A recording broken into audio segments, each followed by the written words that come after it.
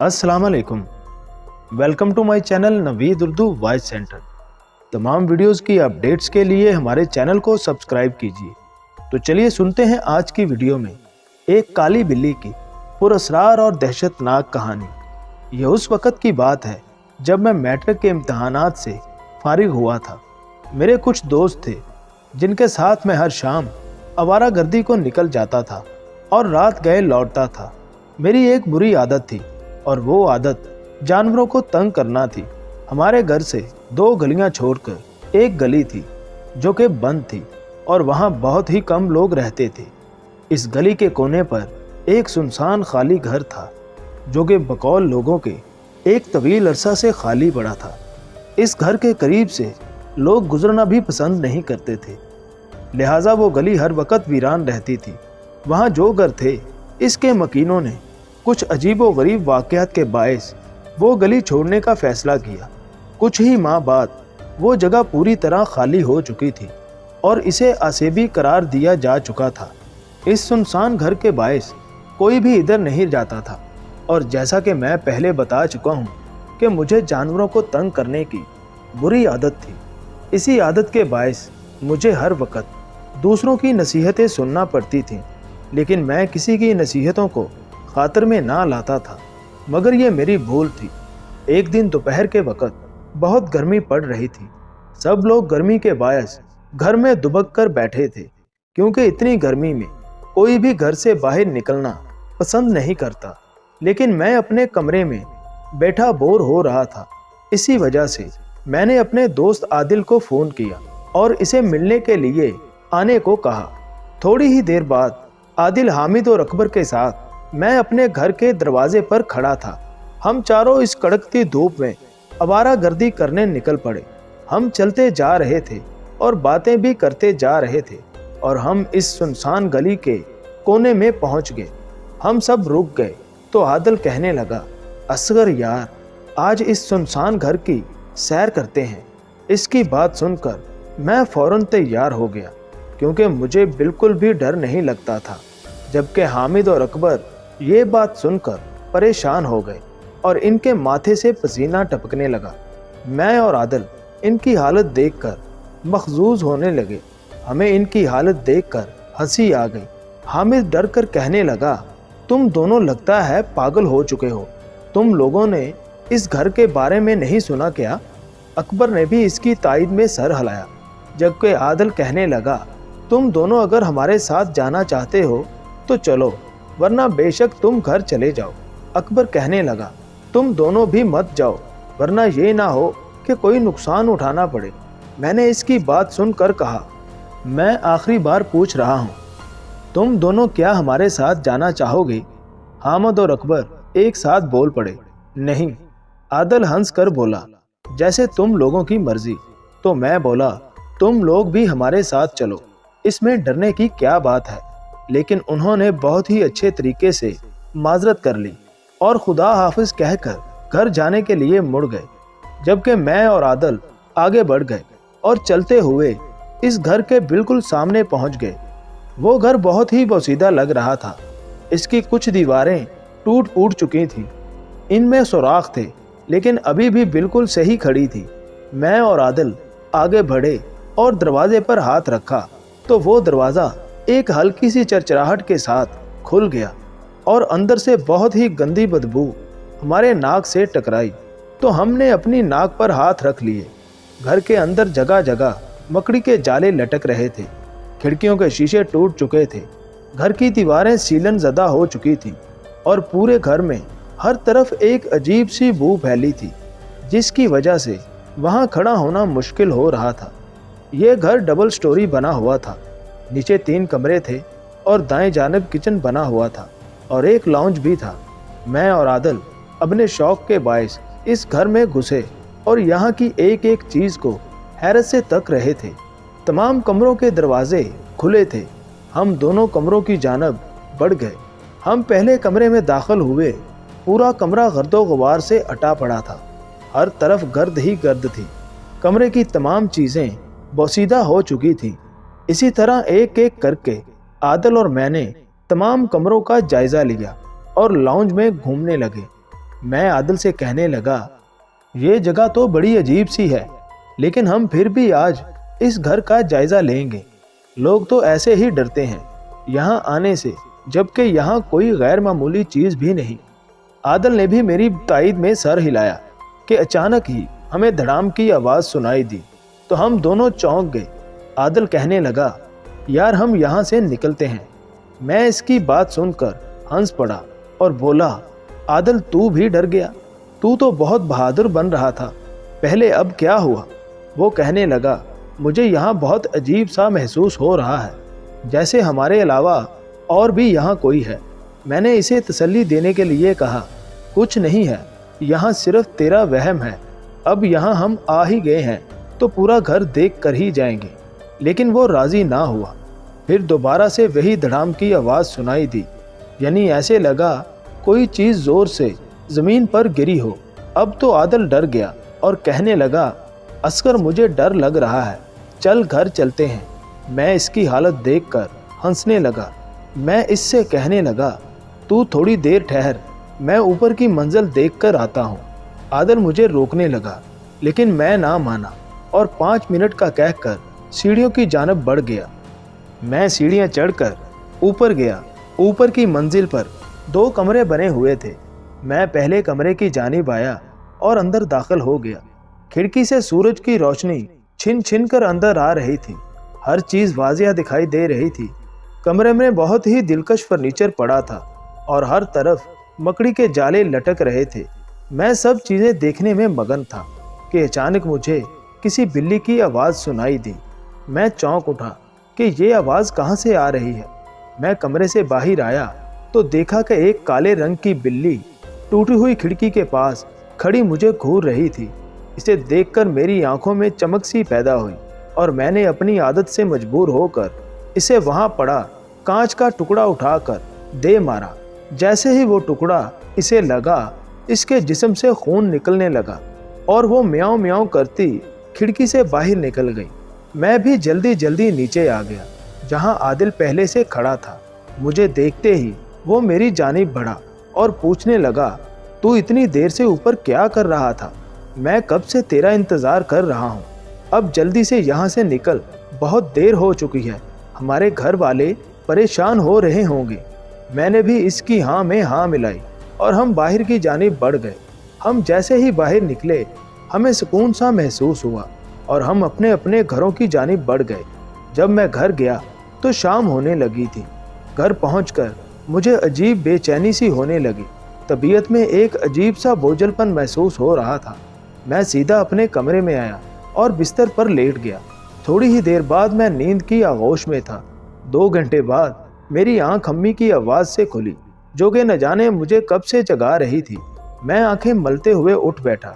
अम्मी जान मुझसे पूछने लगीं, क्या हुआ असगर, तुम शाम को घर आए और आते ही सो गए, तुम्हारी तबीयत तो ठीक है? मैंने इनके इत्मीनान के लिए जवाब दिया, कुछ नहीं अम्मी जान, बस थक गया था, इसी वजह से आंख लग गई। अम्मी को मेरे जवाब से कुछ तसल्ली हुई और वो खाना बनाने किचन में चली गई। मैंने अम्मी को इस सुनसान घर में जाने वाला वाकया के बारे में ना बताया कि वो ख्वामख्वाह परेशान हो जाएंगी। रात 9 बजे मैंने सबके साथ मिलकर खाना खाया और कुछ देर सब मिलकर बातें करते रहे। फिर सब सोने के लिए अपने अपने कमरों की जानिब बढ़ गए। मैं भी अपने कमरे में सोने के लिए चल पड़ा।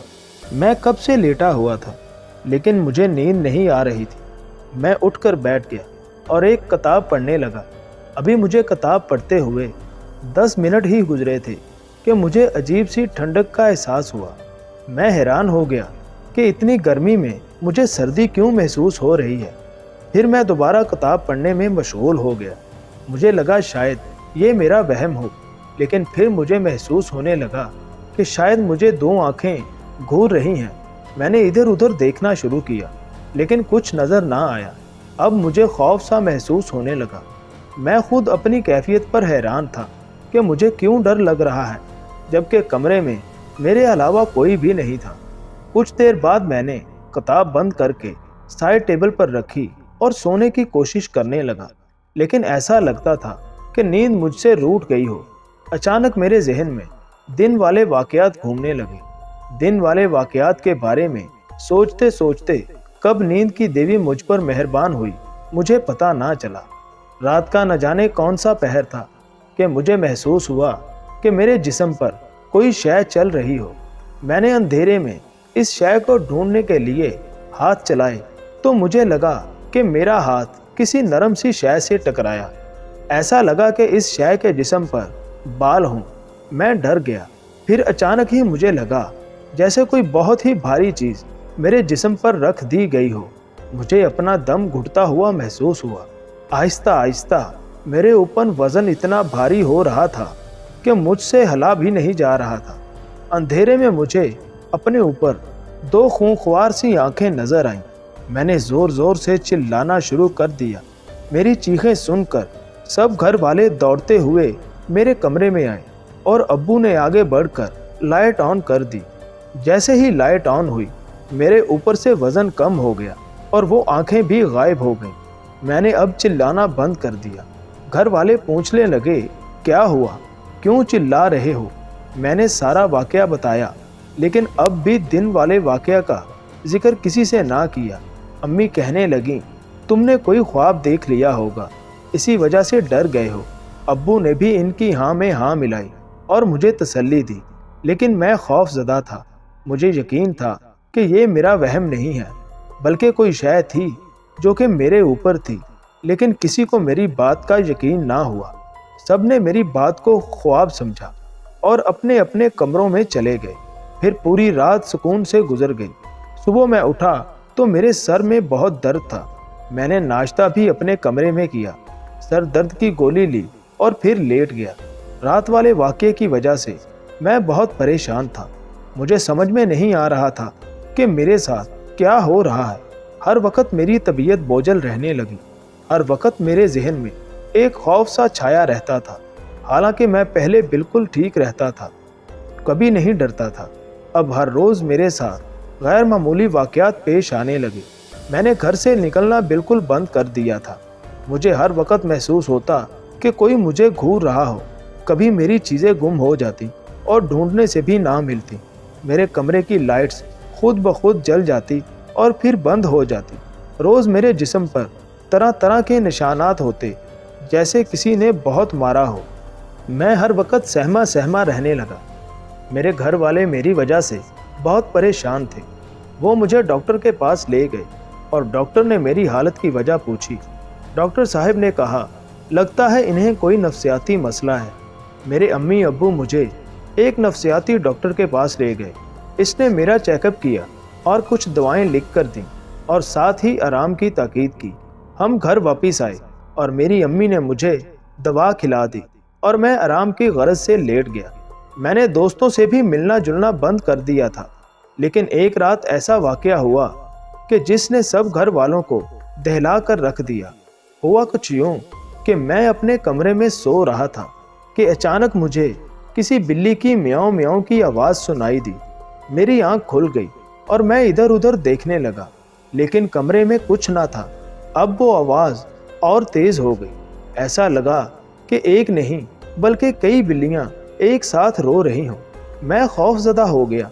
मैंने आवाज़ की जानिब गौर किया तो मुझे लगा ये आवाज़ें मेरे बेड के नीचे से आ रही हैं। मैंने डरते डरते बेड के नीचे झांका तो अचानक एक बिल्ली ने मुझ पर हमला कर दिया। मैं बेड से नीचे गिर पड़ा। हमला इतना शदीद था कि मैं दर्द की शिद्दत से बिलबिला उठा। बिल्ली ने मेरी नाक पर पंजा मारा था, जिससे खून बह रहा था। अभी मैं इसी दर्द से तड़प रहा था कि न जाने कहां से 3 बिल्लियां और नमूदार हुईं और मेरे ऊपर हमला कर दिया। वो अपने पंजे मेरे जिस्म में गाड़ रही थी। मैंने दर्द की शिद्दत से चीखना शुरू कर दिया। मेरी चीखों से सब घर वालों की आंख खुल गई और सब दौड़ते हुए मेरे कमरे में आए। जैसे ही वो अंदर दाखिल हुए, मुझे देखकर परेशान हो गए। मेरे मुंह और नाक से खून बह रहा था। मेरे जिस्म पर जगह जगह नाखूनों की खराशें थीं, जिनसे खून रस रहा था, लेकिन अब वो बिल्लियां वहां से गायब थीं। मेरी अम्मी मेरी हालत देखकर रोने लगी। मेरे अब्बू ने आगे बढ़कर मुझे उठाया और सहारा देकर बेड पर लिटाया। मेरी अम्मी ने मेरे जख्मों पर दवा लगाई। अम्मी अब भी रोती जा रही थी और कहती जा रही थी, पता नहीं मेरे मासूम से बच्चे का ये हाल क्यों हुआ, इसने किसी का क्या बिगाड़ा है। अब्बू इन्हें तसल्ली दे रहे थे और कहने लगे, मैं कल ही इस मसले का हल निकालता हूँ। अम्मी ने कुछ कुरानी सूरतें पढ़कर मुझ पर दम किया और मैं थोड़ी ही देर बाद सो गया। अगले दिन मेरे अब्बू मेरे दोस्तों से मिले और इनसे मेरी हालत की वजह दरियाफ्त की। आदिल ने अब्बू को बताया कि कुछ दिन पहले मैं और असगर इस सुनसान घर में गए थे। वहाँ असगर पूरा घर घूमता रहा। वहाँ पर असगर ने एक बिल्ली को मारा भी था। ये सब सुनना था कि अब्बू परेशान हो गए। इन्हें मामला समझ में आ गया और वो शाह साहब के पास गए। शाह साहब मेरे अब्बू के पुराने जानने वाले थे। अब्बू ने सारा मामला इनके गोशोगुजार किया। शाह साहब ने तमाम वाक़या सुनकर मुराकबे में चले गए और फिर चंद मिनट बाद उन्होंने अपना सर ऊपर को उठाया और बोले, आपके बेटे ने दरअसल जिस बिल्ली को मारा था वो कोई बिल्ली नहीं थी, बल्कि वो एक जिन का बच्चा था। वो घर सुनसान पड़ा है और जिन्नात का मस्कन बन चुका है। आपके बेटे ने वहाँ जाकर बहुत बड़ी गलती की है। अब वो जिन्नात इससे बदला लेना चाहते हैं। वो किसी भी सूरत इसको नहीं छोड़ेंगे। अब्बू ये सब सुनकर शाह साहब से कहने लगे, मेरे बच्चे को इस मुसीबत से बचा लें, मैं पूरी ज़िंदगी आपका एहसानमंद रहूँगा। शाह साहब कहने लगे, हमें आज ही कुछ करना होगा, वरना वो जिन्नात आपके बच्चे की जान ले लेंगे। फिर शाह साहब अब्बू के साथ हमारे घर पहुँच गए। शाह साहब बहुत पहुँचे हुए अल्लाह वाले थे। उनका चेहरा बहुत नौरानी था। शाह साहब ने मुझे देखा और मुंह ही मुंह में कुछ पढ़ने लगे। फिर मुझ पर फूंक मारी तो फौरन से मेरी आंखें खोल दी। शाह साहब ने 2 हसार बनाए। एक में शाह साहब और मैं था, जबकि दूसरा हसार मेरे वालिदैन के गिर्द बनाया था। शाह साहब ये तमाम अमल मेरे कमरे में ही कर रहे थे। शाह साहब ने आंखें बंद की और कुछ पढ़ना शुरू कर दिया। थोड़ी ही देर बाद कमरे की तमाम चीज़ें लरजना शुरू हो गईं। हर तरफ बिल्लियों का कान फाड़ने वाला शोर शुरू हो गया। घर वालों ने कानों पर हाथ रख लिए। फिर थोड़ी ही देर बाद कमरे में धुआं सा उठना शुरू हो गया और धुएं में एक ह्योला नमूदार हुआ और देखते ही देखते वो ह्योला एक जिन की शक्ल में आ गया। वो जिन जिसामत में बहुत बड़ा था। इसके पूरे जिस्म पर बाल ही बाल थे। इसकी आंखें साइज में बड़ी थीं और बिल्कुल लाल अंगारा हो रही थी। इसकी नज़र जैसे ही मुझ पर पड़ी तो वो मुझे मारने के लिए आगे बढ़ा, लेकिन इसका वार नाकाम हो गया। जिन ने गज़बनाक आवाज़ में शाह साहब से हम कलाम हुआ, क्यों बुलाया है मुझे यहाँ? शाह साहब जलाल में कहने लगे, छोड़ दे इस बच्चे की जान और चला जा यहाँ से, क्यों इसके पीछे पड़ा है? जिन गुस्से में बोला, इसने हमारे ख़ानदान के बच्चे को नुकसान पहुँचाया है, हम इसे नहीं छोड़ेंगे, हम इसको जान से मार डालेंगे। ये सब सुनकर मेरी अम्मी रोने लगी और अब्बू इन्हें तसल्लियाँ दे रहे थे, जबकि शाह साहब कहने लगे, माफ़ कर दे इसे, इसको नहीं मालूम था कि वो बिल्ली नहीं जिन का बच्चा है। इसने गलती से इसे ज़ख्मी कर दिया। लेकिन जिन और गुस्से में आ गया और सुर्ख आँखों से मुझे घूरने लगा और कहने लगा, हम नहीं जाएंगे, इसे मार कर ही दम लेंगे। शाह साहब ने कहा, अच्छा तो तू नहीं जाएगा? जिन ने बोला, नहीं। शाह साहब गुस्से में आ गए और कुछ पढ़कर इसकी तरफ फूंक मारी तो वो जिन तड़पने लगा और माफिया मांगने लगा। फिर शाह साहब बोले, इस बच्चे को छोड़ दे, आइंदा के बाद ये ऐसी हरकत नहीं करेगा। मैं वादा करता हूँ ये कभी इस गली और मकान का रुख नहीं करेगा।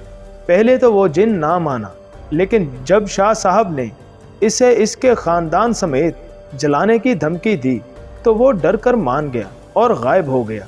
शाह साहब ने मुझे एक तावीज़ दिया और पानी पर दम करके अम्मी को दिया कि रोज़ाना इसे घर के चारों कोनों में छिड़क देना, और अब्बू से कहने लगे, आइंदा वो जिन इसे तंग नहीं करेगा। और इसके साथ ही हमसे इजाज़त ली और वापस चले गए। अब इस वाक़या को 10 साल गुजर चुके हैं। मैंने अब जानवरों को तंग करने से तौबा कर ली है, लेकिन अब भी मैं जब इस वाक़या के बारे में सोचता हूँ तो लरज़ जाता हूँ कि अगर शाह साहब ना होते तो वो जिन्नात शायद मुझे मार ही डालते। बहरहाल मैं अब भी वो तावीज़ अपने पास रखता हूँ और अब मैं 5 वक्त की नमाज भी पढ़ता हूँ और खुदा का शुक्र अदा करता हूँ कि उसने मुझे इतनी बड़ी मुसीबत से बचा लिया। तो जी नाजरीन, कैसी लगी आपको आज की ये कहानी? उम्मीद है कि आपको पसंद आई होगी।